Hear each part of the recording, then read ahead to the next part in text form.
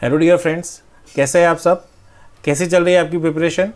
तो आज हम डिस्कस करने वाले हैं गेट 2010 के इलेक्ट्रॉनिक्स एंड कम्युनिकेशन इंजीनियरिंग के कंट्रोल सिस्टम्स के सॉल्यूशन के बारे में। ठीक है, सो लेट्स स्टार्ट। अच्छा, हमने गेट 2021 के इलेक्ट्रिकल एंड इंस्ट्रूमेंटेशन पेपर के कंट्रोल सिस्टम्स के सॉल्यूशंस के वीडियो की लिंक यहाँ ऊपर आई बटन में और नीचे डिस्क्रिप्शन में देके रखी है, तो आप गो थ्रू हो सकते हो। So let's start. So this is first question number 17, और आपको पता है कि इसका वेटेज 1 मार्क का रहता है। तो क्या पूछा गया है? The transfer function y of S by are of s of the system shown is, मतलब कि ये जो सिस्टम दिया गया है उसका हमें ट्रांसफर फंक्शन फाइंड करना है, that is R of S Y of S by are of S. So ये मैं कह सकता हूँ कि बहुत ही अच्छा क्वेश्चन है, आपके फंडामेंटल्स भी काफ़ी ये चेक करेगा। सो हम कैसे इसको सॉल्व करें? हमें ये पता है कि ये हमारा फीडबैक सिग्नल है, right? This is f of S and this is reference input. So reference input minus f of s जो हमें देगा यहाँ पे error signal e of S, right? और ये हमारा जो है वो आउटपुट सिग्नल है, this is y of S. अब आप देखो कि ये जो एरर सिग्नल है उसमें से एक सिग्नल यहाँ जा रहा है, एक सिग्नल यहाँ जा रहा है, मतलब कि सेम एरर सिग्नल 1/s+1 से होके y ऑफ एस में जा रहा है और 1/s+1 से होके यहाँ पे समिंग पॉइंट या तो सबट्रैक्टर बोल सकता हूँ, क्योंकि उसकी जो साइन है वो नेगेटिव है, उसमें जा रहा है, बराबर। सो यहाँ पे जो सिग्नल होगा, लेट्स से मैं बोलूँ यहाँ पे सिग्नल है x, तो यहाँ पे भी सिग्नल क्या होगा? x ही होगा। तो आप दोनों सेम सिग्नल का सब्ट्रैक्शन करोगे तो आपको सब्ट्रैक्शन क्या मिलेगा? 0। तो इसके ऊपर से अगर आपको एरर के डायनेमिक्स लिखने हैं ई ऑफ एस, तो वो क्या मिलेंगे? वो आपको मिलेंगे r of s minus f of S. अब आप देख सकते हो कि यहाँ से सेम सिग्नल का सब्ट्रैक्शन हो रहा है और वो फीडबैक में जा रहा है, तो फीडबैक क्या हो जाएगा? 0 हो जाएगा। मतलब कि मैं बोल सकता हूँ कि हमारा जो एरर सिग्नल है वही हमारा रेफरेंस इनपुट सिग्नल होगा। So this is E of S equals to R of S. अब इसके ऊपर से आपको y ऑफ एस का मैग्नीट्यूड मिल जाएगा। So what is y of S? So यहाँ से दिख रहा है y of S equals to 1/s+1 into E of S, 1/s+1 into E of S. अब ऑलरेडी हमें पता है कि E of S is equal to R of S, तो ये क्या हो गया? 1/s+1। ई ऑफ एस की जगह मैं आर ऑफ एस लिख सकता हूँ। सो फ्रॉम दिस इंफॉर्मेशन आप देखो हमारे पास Y of S by are of S क्या हो जाएगा? जो हमें पूछा गया है that is the transfer function, वो हो जाएगा 1/s+1। So this is very good question. So right answer is B, 1/s+1। आप एक दूसरे एंगल से भी सोच सकते हो। कैसे सोच सकते हो? आप यहाँ से क्लियर कट देख सकते हो कि ये जो 1/s+1 है ये हमारा जो भी प्लांट होगा उसका ट्रांसफर फंक्शन है 1/s+1, और ये दोनों का जो सब्ट्रैक्शन है, मतलब कि मैं यहाँ से आपको बताऊं ये कलर से, इतना जो ब्लॉक है, ये जो मैं पिंक लाइन से ड्रॉ कर रहा हूँ, ये ब्लॉक जो है इतना सा, ये हमारा फीडबैक ब्लॉक है, that is H of S, बराबर। So this is our H of S, this is our H of S. और आपको क्लियर कट इससे इंफॉर्मेशन मिल रही है कि ये क्या हो रहा है? सेम सिग्नल का सब्ट्रैक्शन, मतलब कि here we have h of s that is equals to 0। तो आप अगर ये पूरे क्लोज लूप स्ट्रक्चर का ट्रांसफर फंक्शन फाइंड करोगे that will be y of S by are of S, तो आपको क्या मिलेगा? फंडामेंटली हमें पता है g of s upon 1 plus g of s into h of s. Now this h of S, this is 0। So from this your close loop transfer function क्या मिलेगा आपको? g ऑफ एस मिलेगा। And what is g of s? That is 1/s+1। सो हमने ये दो method से किया, एक सिंपल मैथमेटिक्स का यूज़ करके हमने सॉल्व किया, this is method 1 and this is method 2, that is kind of block diagram reduction method, जहाँ पे हमने क्या किया, हमने ये इसको एक फीडबैक समझ लिया और फीडबैक के लिए उसका close loop transfer function find करने के लिए we require G of S and H of S, right. So इस तरह से आप फाइंड कर सकते हो। ये बहुत ही अच्छा क्वेश्चन है, ये काफ़ी स्टूडेंट्स को ट्विस्ट कर सकता है, काफ़ी स्टूडेंट्स को कंफ्यूज कर सकता है, क्योंकि ये सेम सिग्नल का सबट्रैक्शन देख के कब बहुत सारे बच्चों ने ये आंसर भी अटेम्प्ट किया हो सकता है ए, right. So let's see the next question, question number 18। Again इसका भी वेटेज 1 मार्क का ही रहेगा। तो आपको क्या पूछा गया है, a system with transfer function y of s by x of s that is equals to s upon s plus p। Okay, so चलो आज पहले यहाँ पे हम सिस्टम का रिप्रेजेंटेशन कर लेते हैं। तो ये हमारे पास एक सिस्टम दिया गया है और वो सिस्टम क्या है, that is s upon s plus p। Okay, अब क्या बोला है, has an output y of t that is equals to cos 2t minus pi t. Okay, मतलब कि अगर ये कुछ आउटपुट जनरेट कर रहा है तो इसका आउटपुट जो है फ्रीक्वेंसी डोमेन में दिया गया है, this is a frequency response, और यहाँ पे कुछ इनपुट है। तो इसका इनपुट क्या है, दैट इज xt। ओके, और उसका इक्वेशन क्या है, that is p cos 2t minus pi by 2। Okay, और यहाँ पे ये जनरेट कर रहा है आउटपुट, तो उसका इक्वेशन क्या है, cos 2t minus pi by 3। तो आप देख सकते हो एक चीज़ कि यहाँ पे हमने जो इनपुट है सिग्नल का वो p है, ये सिस्टम का कुछ मैग्नीट्यूड होगा और ये जो आउटपुट का मैग्नीट्यूड है मैं बोल सकता हूँ 1। तो क्या हो रहा है, यहाँ पे p जितना इनपुट आ रहा है, यहाँ पे सिस्टम का मैग्नीट्यूड है, दोनों का प्रोडक्ट 1 मिल रहा है। और दूसरी चीज़, एक अच्छा सा ऑब्जर्वेशन कि यहाँ पे आपको इनपुट सिग्नल में फेज शिफ्ट दी के रखी है, that is minus pi by 2। ये सिस्टम की भी कुछ फेज होगा, सिस्टम का भी कुछ एंगल होगा, और ये जो आउटपुट जनरेट कर रहा है this is minus pi by 3। तो हम दो तरीके से सोल्व कर सकते हैं इसको, या तो s equals to J omega लेके हम मैग्नीट्यूड इक्वेशन से सॉल्व करें, या तो s equals to J omega लेके फेज एंगल से सॉल्व करें, फेज इक्वेशन से। In such kind of case phase equation वाला जो होता है वो कंपैरेटिवली इजी होता है।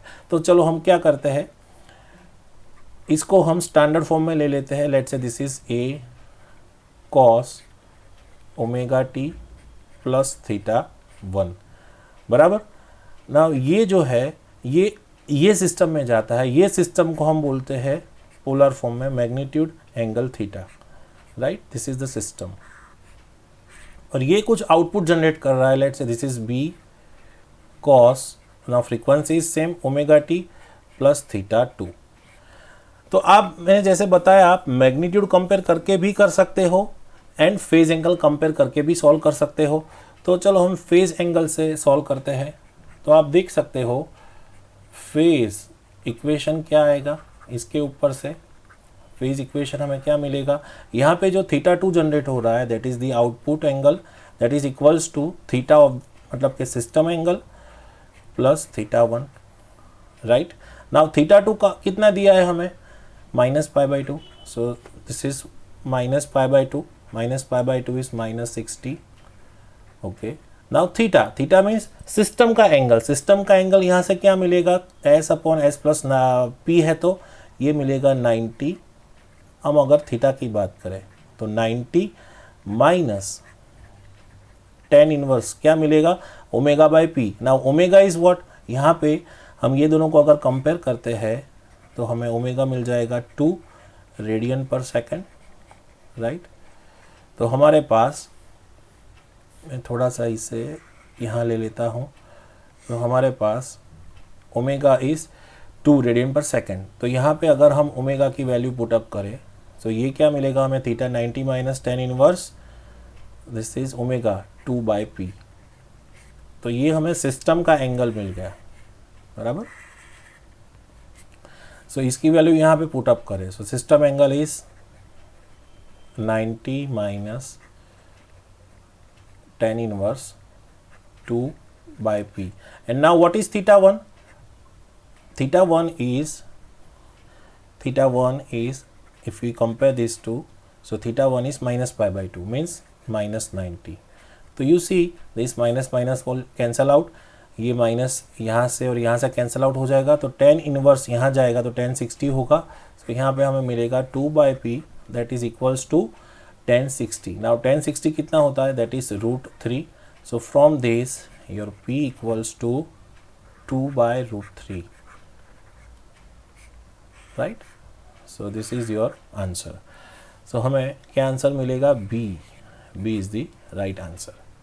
ये हमने किया फेज इक्वेशन से. आप सेम चीज़ मैग्नीट्यूड से भी कर सकते हो. मैं थोड़ा सा आपको हिंट दे देता हूँ. तो मैग्नीट्यूड से कैसे मिलेगा, यहाँ पे जो आउटपुट मैग्नीट्यूड है B, that is equals to magnitude of the system at omega equals to 2 into input magnitude A. Now ये B तो 1 दिया है.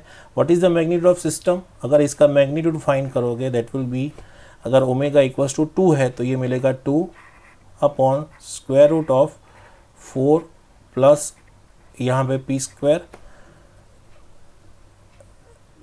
Yes 4 plus p square into what is a. If you compare this to a equals to p. बस आपको ये equation solve करना है.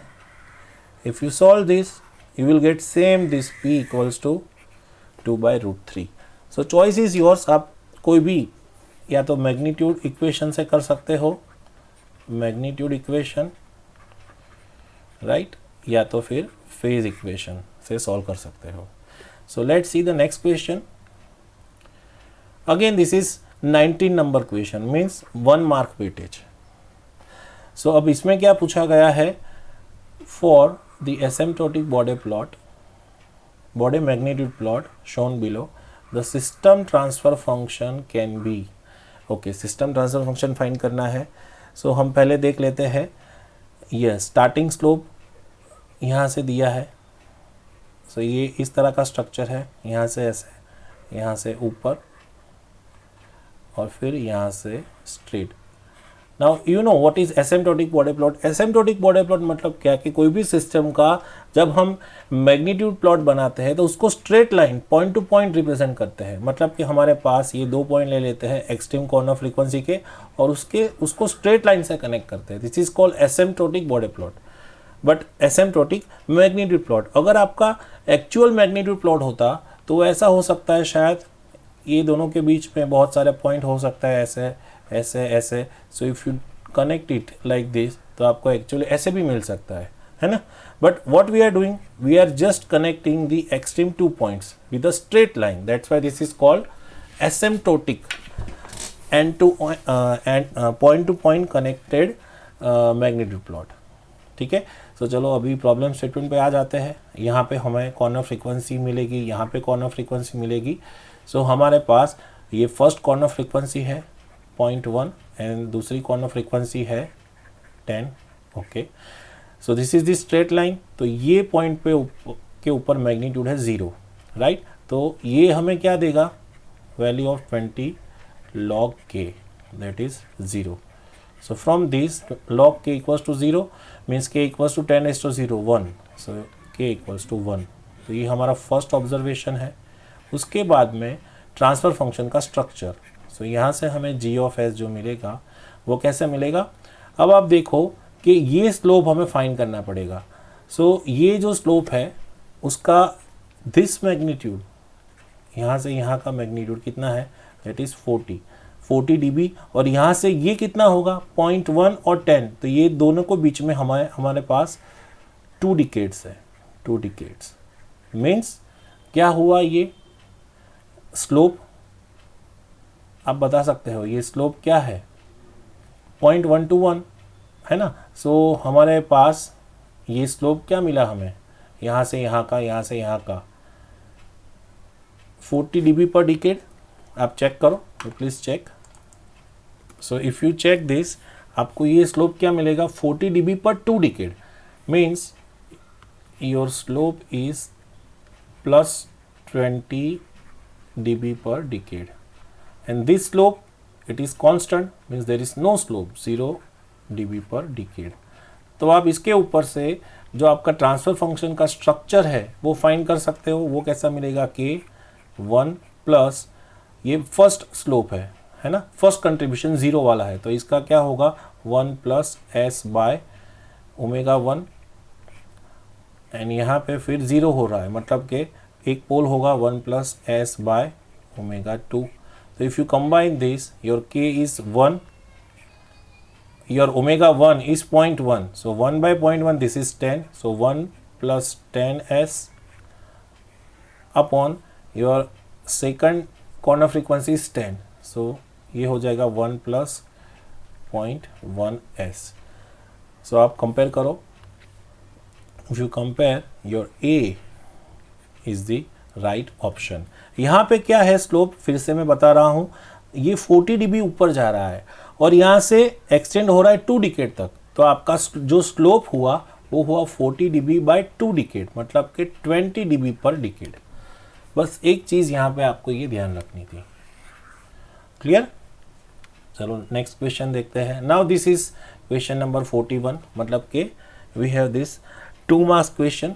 This you can solve using simple ordinary differential equation, mathematics से भी आप कर सकते हो, बट हम क्या करेंगे, we are considering this as a continuous LTI system, मतलब कि हम इसको कंट्रोल, मतलब कि टाइम रिस्पॉन्स एनालिसिस सॉल्व करेंगे ऑफ द कंट्रोल, मतलब कि हमारे पास एज्यूमिंग 0 इनिशियल कंडीशंस, तो हम डायरेक्टली ट्रांसफर फंक्शन अप्रोच लगा सकते हैं. So if we take the Laplace of this equation, ये इक्वेशन का अगर हम लाप्लास लेते हैं तो हमें डायनामिक्स क्या मिलेगा, यहाँ पे S square plus 4s plus, let's say यहाँ पे प्लस रह गया है बीच में, सो ये मिलेगा हमें 3 इंटू वाई ऑफ एस, और सामने क्या मिलेगा, अगर if we take 2 common, then यहाँ पे हमें मिलेगा s plus 2 of x of s. So from this हमें जो y of s by x of s है, या तो y of s that is equals to x of s into क्या मिलेगा, यहाँ पे we have 2 s plus 2 upon this is, अगर इसको फैक्टराइज करेंगे तो ये हो जाएगा s plus 3 s plus 1, right. अब आगे हमें क्या बोला गया है, now we have x of t that is equals to e raised to minus 2t into ut. so from this we can get x of s. so हमें इसके ऊपर से x of s क्या मिलेगा, this is u of t, उसका 1 upon s होता है, this is the delayed signal, so यहाँ पे आपको मिलेगा 1 upon s plus 2. now if you use x of s over here, आप यहाँ यूज़ करोगे तो x of s की जगह आप क्या लिख सकते हो, 1 upon s plus 2. सो आप इसकी जगह लिख सकते हो 1 अपॉन s प्लस 2. ये जो 1 अपॉन s प्लस 2 है यहाँ से कैंसिल आउट हो जाएगा, तो यहाँ पे क्या बचेगा 2 upon s plus 1 s plus 3. तो इसका अगर आप पार्शियल फ्रैक्शन करोगे तो यहाँ पे आपको कुछ मिलेगा c1 upon s plus 1 plus c2 upon s plus 3. तो ये आपको मिला y of s. Now from this आपको y ऑफ t फाइंड करना है, तो from this y of t आपको क्या मिलेगा, c1 e raised to minus t plus c2 e raised to minus 3t. Now you check it out. ये और आपको पता है कि यहाँ पे it is u of t multiply कर सकते हो, because u of t is valid for t greater than equal to 0. तो आप अगर कंपेयर करो, so e raised to minus t e raised to minus 3t, ये दोनों फैक्टर आने चाहिए, तो ये पॉसिबल नहीं है क्योंकि प्लस फैक्टर है e raised to minus t. And let's say हम बोल सकते हैं कि अगर यहाँ पे गलती है, if this is e then this may be possible, okay, this may not be the possible solution, e raised to minus t e raised to minus 3t. Now c और b दोनों में से हमें चेक करना है, तो अब हमें क्या फाइंड करना है, now our task is to find this coefficient c1 and c2. तो आप कोई भी मेथड से फाइंड कर सकते हो। अगर if you do like this, conventional जो मेथड से हम करते हैं, this is 2 upon s plus 1 s plus 3 that is equals to c1 upon s plus 1 plus c2 upon s plus 3। if we take this side, so यहाँ पे बचेगा 2 और यहाँ पे आएगा c1 s plus 3 plus c2 s plus 1। now if we take s equals to -3, so ये point के ऊपर ये क्या हो जाएगा, s इक्वल्स टू -3, तो ये c1 तो चला जाएगा, तो यहाँ पे क्या बचेगा c2 और यहाँ पे है s इक्वल्स टू -3, तो ये हो जाएगा -2। सो from this your c2 is -1। Clear. Similarly अगर आप यहाँ पे s इक्वल्स टू अगर -1 लेते हो, अगर ये -1 ले लिया तो c2 चला जाएगा, तो यहाँ क्या बचेगा 2 इक्वल्स टू c1 इंटू 2, तो आपको जो c1 है वो +1 मिलेगा। सो फ्रॉम दिस आप c1 एंड c2 की वैल्यू पुटअप करोगे तो आपका राइट आंसर क्या होगा, y of t that is equals to c1 is -1 c2 is +1, तो यहाँ पे होगा e raise to -3t minus e raise to -t into u of t। तो now you check it out, ये जो option है वो कौन सा ऑप्शन है, e रेज टू -3t। आप देख सकते हो थोड़ा सा साइन का कन्फ्यूजन हो गया है। लेट्स से मैं चेक करता हूँ, मेरी भी शायद गलती हो सकती है। s इक्वल्स टू -3 लेते हैं, सो -3, तो c2 इक्वल्स टू -2, तो c2 is -1, so e raise to -3t, yes I am wrong, यहाँ पे this is plus and this is minus, तो ये होगा e raise to -t, yes, तो b is the right answer, B is the right answer, C is not। Clear? So इस तरह से ये हम सॉल्व कर सकते हैं। Now let's see question number 44। This is again very good question। ये क्वेश्चन अगर जो स्टूडेंट्स है इंस्ट्रूमेंटेशन एंड कंट्रोल के स्टूडेंट्स है, या तो जिसके कंपेंसेटर्स एंड कंट्रोलर्स के प्रिंसिपल्स जो है फंडामेंटल्स वो स्ट्रॉन्ग है, वो इसको तुरंत आंसर दे पाएगा। अभी क्या पूछा गया है, a unity negative feedback close loop system has a plant with transfer function this, so this is a plant transfer function, okay, so this is plant, this is plant.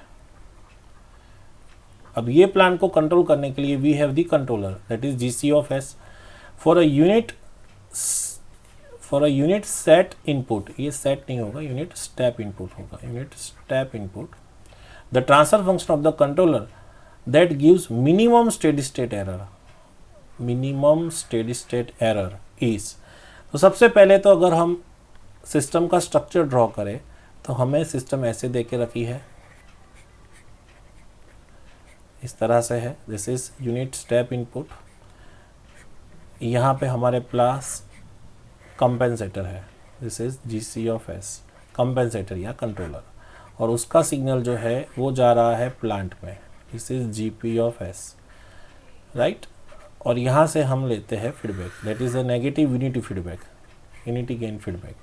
इस तरह से हमारे पास स्ट्रक्चर है, और ये जो एरर है let's say this is E of s, इसको हमें मिनिमम लाना है by tuning this controller compensator, बराबर। तो आप देख सकते हो हमारे पास पहले तो ऑप्शन कौन कौन से हैं, ये एक ऑप्शन है, आपको पता है कि this is a compensator like this s plus z c upon s plus p c, तो ये कंपेंसेटर है जीसी ऑफ एस। अब यहाँ पे आपको पता है कि इसका जो कंपेंसेटिंग फैक्टर होता है अल्फा और या तो beta that is Z C by P C, and if your Z C by P C is greater than 1, मतलब कि if your Z C by P C is less than 1 means alpha is less than 1 for a lead compensator and alpha is greater than 1 for a lag compensator. आप lag compensator में use करते हो beta, तो मैं बोल सकता हूँ beta is greater than 1, alpha is less than 1। तो आप कंपेयर करके फाइंड कर सकते हो ये कौन सा कंपेंसेटर है, यहाँ पे कौन सा ज़्यादा है। Z C by P C करोगे तो 1/2 विच इज लेस देन 1, तो this is the lead compensator. यहाँ पे आप चेक करोगे तो ये हो जाएगा Z C by P C 2 which is greater than 1, so this is the lag compensator. यहाँ पे ड्यूअल कंपेंसेटर है, you can check, lead lag compensator है, लीड लेग कंपेंसेटर, ठीक है। और ये कौन सा स्ट्रक्चर है, मैं अभी आप पोज करके आप रिप्लाई करो या तो आप अपने दिमाग में सोचो। This is the very effective PID controller, PID control, है ना, क्योंकि आप देख सकते हो this is the proportional gain, this is integral gain, this is derivative gain. तो आप ऑलवेज याद रखो कि जब आपके पास सेकेंड ऑर्डर प्लांट है और आप स्टेप इनपुट यूज करते हो तो always PID controller is going to give you the best results. PID controllers will give you the best results, but we need to check their gains. That's why I'm not blindly writing this answer, क्योंकि आपको ये भी तो check करना है कि यहाँ पे जो KP, KI और KD है वो हमने बेस्ट सिलेक्ट किए है कि नहीं किए है, राइट। तो ये कैसे आंसर हम दे पा सकते हैं, सो हमें ऑलरेडी पता है कि अगर हम इसका लूप गेन फाइंड करेंगे, लूप गेन अगर हम फाइंड करेंगे, सो हमें लूप गेन हमें क्या मिलने वाला है, that is GC of S into GP of S, GP of S। तो वो हमें लूप गेन क्या मिलेगा, let's say GC of S as it is मैं रखता हूँ, GC ऑफ S और GP of S that is 1/S square plus 2S plus 2, right. अब आप देख सकते हो कि इफ यू टेक, अगर आपको स्टेडी स्टेट एरर फाइंड करना है, if you want to find steady state error, so आपको दो चीज़ चाहिए। क्या चाहिए, एक तो इनपुट चाहिए और दूसरा सिस्टम जो लूप गेन है वो कौन से टाइप है, वो कौन से टाइप को फॉलो करता है, ये दो इन्फॉर्मेशन आपको चाहिए। तो सबसे पहले तो हमें इनपुट कौन सा दिया है, that is the unit step input. Now type, अब आप देखो कि ये जो G ऑफ S है प्लांट ट्रांसफर फंक्शन, वो तो टाइप 0 है, बराबर। बट अगर उसके साथ आप मल्टीप्लाई करते हो या लीड लेग या लेग, तो ये टाइप 0 ही रहने वाला है, टाइप 0। कब, जब आप लीड लेग या लीड लेग यूज कर रहे हो। बट अगर आप उसके साथ PID कंट्रोलर को मल्टीप्लाई करोगे तो यहाँ पे डिनोमिनेटर में S बचेगा, तो वो आपको मिलेगा टाइप 1, राइट। तो अब आपको क्या फाइंड करना है, you need to find minimum steady state error. तो अगर आप ऑब्जर्वेशन से, फंडामेंटल से आपको पता है कि ये स्टेडी स्टेट एरर है, अगर आपके पास स्टेप इनपुट है, राइट, ये तो फिक्स है, तो बचा क्या, अगर आपके पास टाइप 0 सिस्टम है और अगर आपके पास टाइप 1 सिस्टम है, देन यू नो कि अगर आपके पास टाइप 0 सिस्टम है तो आपका जो स्टेडी स्टेट एरर होगा वो आपको क्या मिलेगा, A/1 प्लस KP। बट अगर आपके पास टाइप 1 सिस्टम है तो स्टेडी स्टेट एरर आपका 0 हो जाएगा। तो आपको क्या पूछा है, मिनिमम स्टेडी स्टेट एरर, तो ये दोनों में से मिनिमम कौन सा होगा, दिस 0।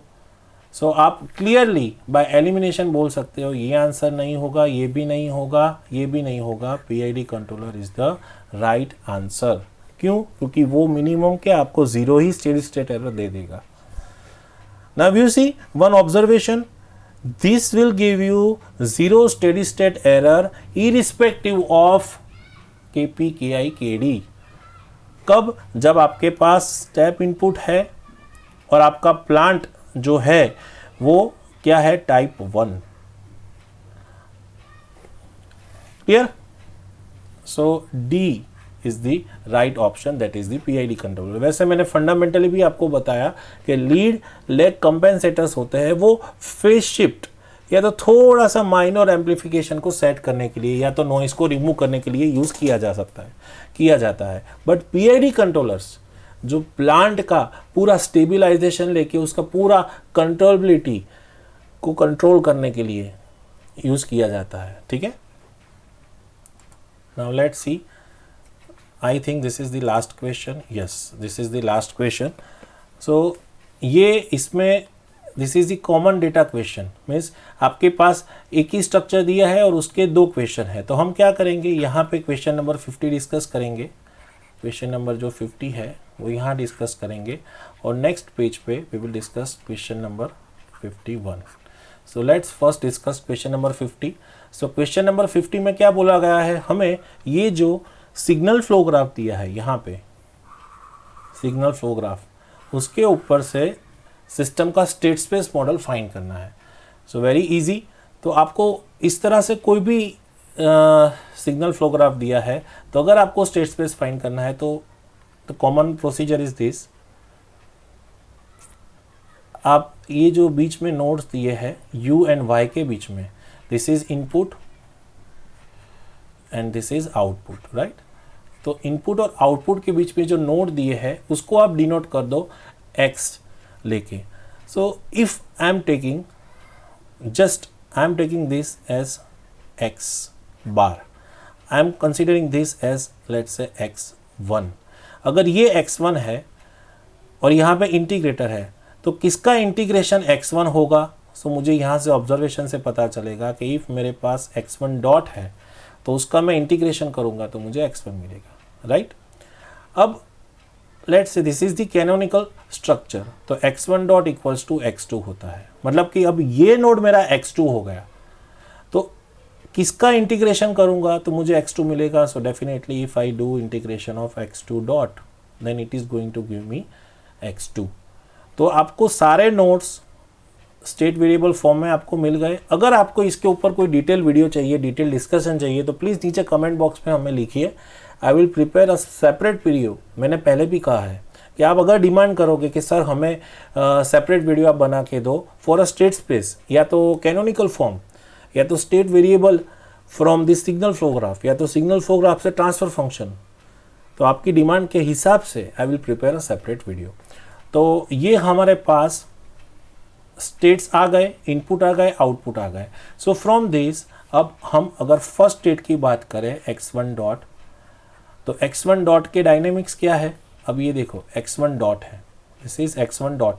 तो x1 डॉट में क्या हो रहा है, ये एक सिग्नल आ रहा है और ये एक सिग्नल आ रहा है, और कुछ है x1 डॉट में नहीं है। तो हम क्या लिख सकते हैं, x1 dot equals to x2 तो है ही, so x1 dot equals to x2, और ये भी सिग्नल आ रहा है दैट इज माइनस x1, पता चला। So this is x1 dot equals to x2 minus x1। Now x2 dot का इक्वेशन लिखते हैं, वेयर इज x2 डॉट,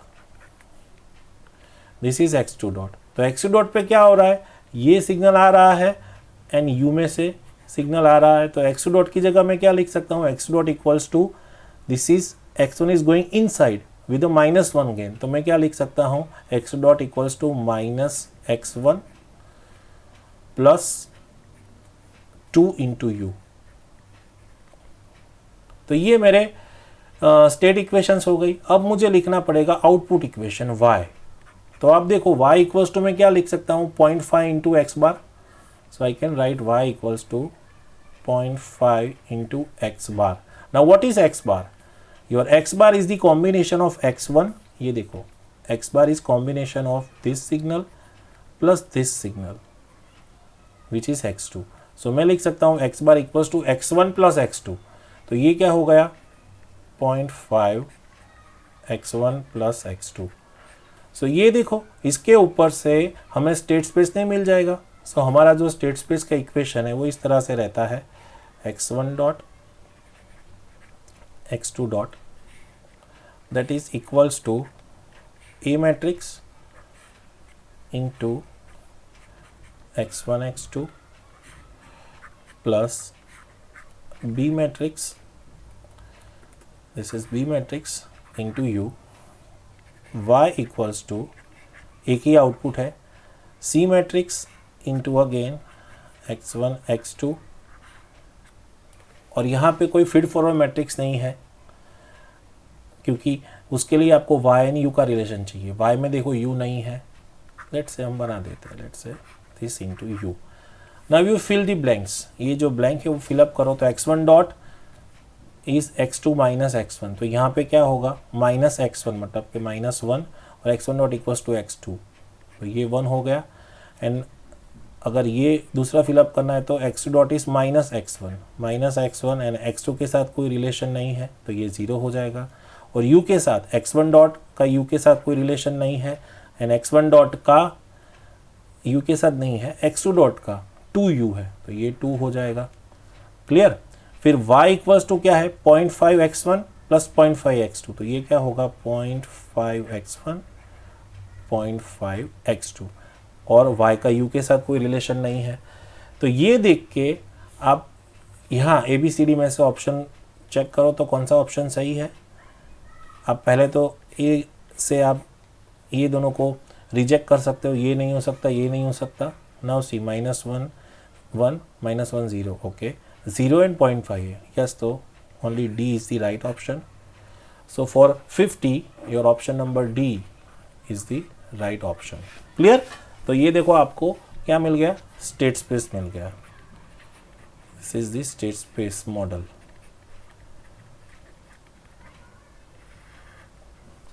चलो अभी नाउ नेक्स्ट, तो उसके लिए हमारे पास नेक्स्ट क्या करना है, ट्रांसफर फंक्शन फाइंड करना है।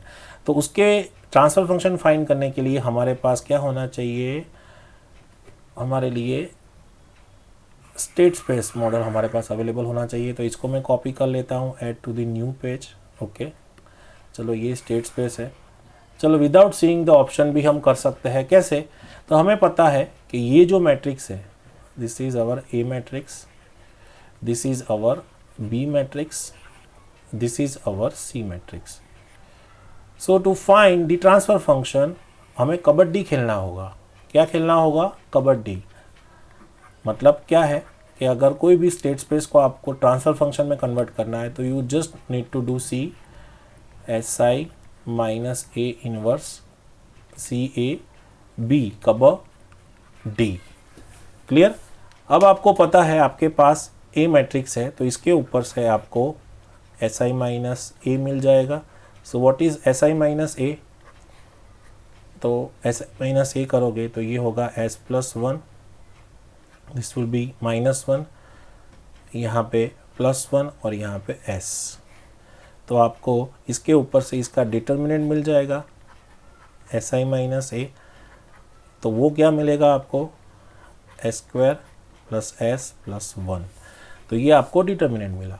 और दूसरी चीज़ आपको काम में आएगी कि अगर आपको S I minus A inverse करना है तो आपको क्या करना पड़ेगा, एस आई माइनस ए उसका एडजॉइंट फाइंड करना पड़ेगा। लेट से मैं एडजॉइंट को प्लस साइन से इंडिकेट करता हूँ, इंटू बी प्लस डी और डिवाइड बाय यहाँ पे determinant of S I minus A.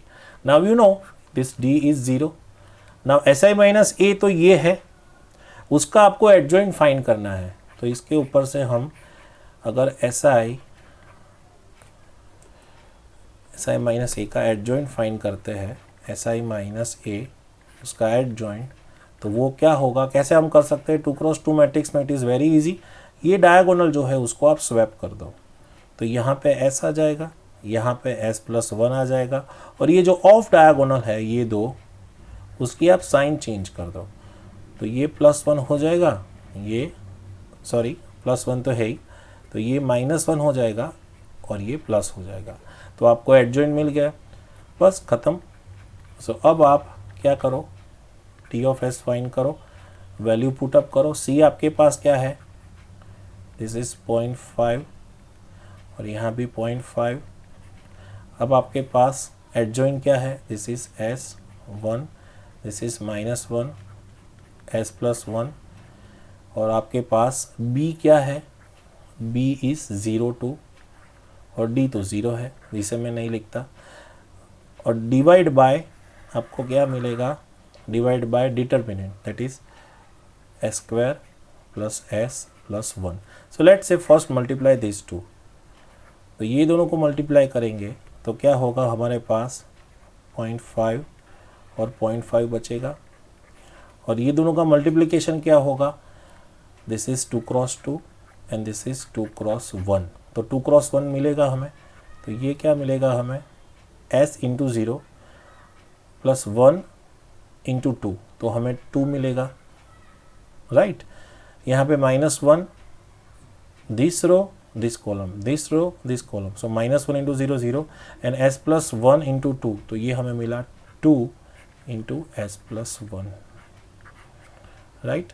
Divide by s square plus s plus 1. Now from this, अगर मैं इतना पार्ट अगर if I remove this portion, so from this हमें अगर मैं यहाँ पे एक्सटेंड करूँ t of s, तो अब न्यूमरेटर में हमारे पास क्या होगा 0.5 into 2 that is 1 plus 0.5 into 2 that is 1 into S plus 1, मतलब कि S plus 1 divide by this is S square plus S plus 1. So clearly मैं बोल सकता हूँ t of s that is s plus 2 upon S square plus S plus 1. अब आप एक चीज़ observe करने वाले हैं कि ये ऑप्शन अवेलेबल नहीं है, है ना. हमारे पास ये ऑप्शन है, तो यहाँ पे दिस इज 2.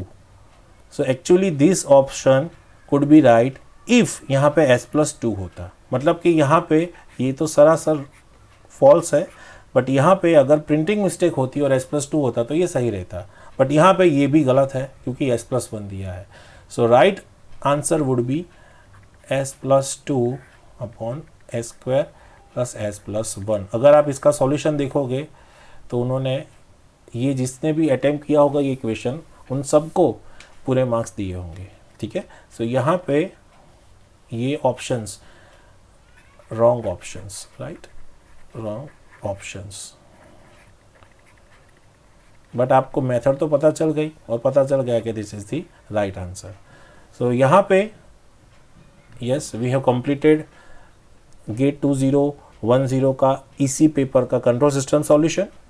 और आखिर में मैं हर बार कहता हूँ इसी तरह से मेहनत करते रहिए, इसी तरह से हार्डवर्क करते रहिए और डेडिकेशन के साथ गेट एग्ज़ाम और जो भी सिविल सर्विसेज की एग्ज़ाम्स है वो क्रैक करते रहिए. और आपके डाउट नीचे कमेंट में हमें बताते रहिए और आपकी कोई डिमांड है तो भी बताते रहिए. सो आखिर में I wish you all bright success, all the best. Bye bye dear students, bye bye dear friends.